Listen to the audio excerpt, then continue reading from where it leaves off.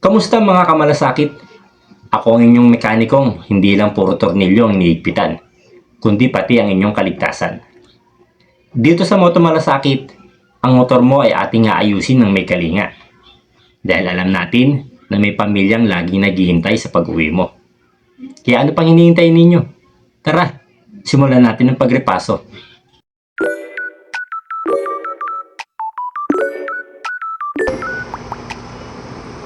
Ngayon naman mga kamalasakit, tuturo ko sa inyo ang wiring kapag kayo ay nagkabit ng dual horn.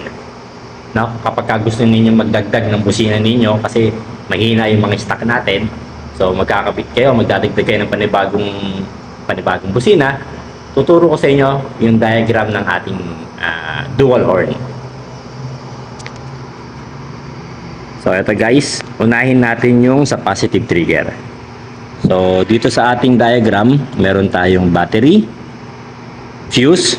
Dalawang fuse ang gagamitin natin since magdadagdag tayo ng panibagong accessories. So, meron tayo ritong relay switch.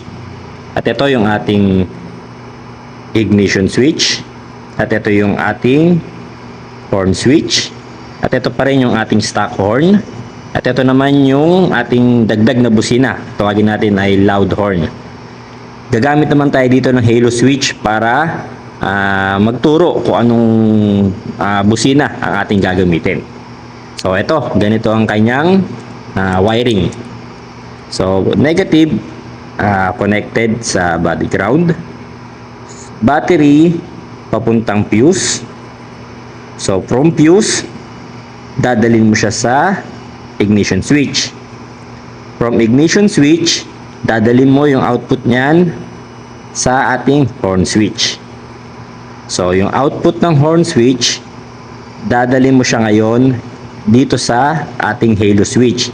So, sa halo switch, hahanapin ninyo yung common niya. So, ito yung common niya. Kumbaga, parang ito yung center niya. No connection pa yan pagka nakagitna.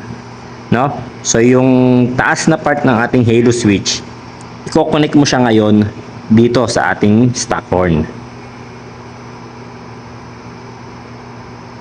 So, yung stock horn natin, may supply na siya ng positive. Yung negative niya o yung output niya, i-connect mo na siya ngayon sa body ground. So, pupunta na tayo ngayon dito sa ating pangalawang fuse. So, from positive, kuha ka lang ng connection dito, dugtong mo lang, papunta sa fuse. Tapos sa fuse, papunta doon sa number 30 ng ating mga relay. Tapos, yung 85 niya, connect mo lang yan sa body ground, sa negative ng ating mga motor. At yung 86 naman, ito yung i-connect mo. Connect mo siya doon sa isang part ng ating halo switch, which is siya naman yung magko-connect o siya yung magbibigay ng signal sa number 87 natin papunta sa ating loud horn.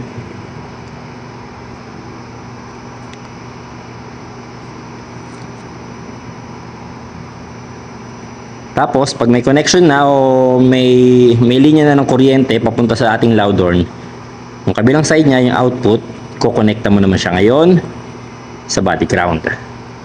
So yan yung wiring ng ating mga motor pag nagkabit tayo ng dual horn o nung dagdag na busina. Ride safe mga kamalasakit. Tandaan, ang maayos na motor, ligtas na rider.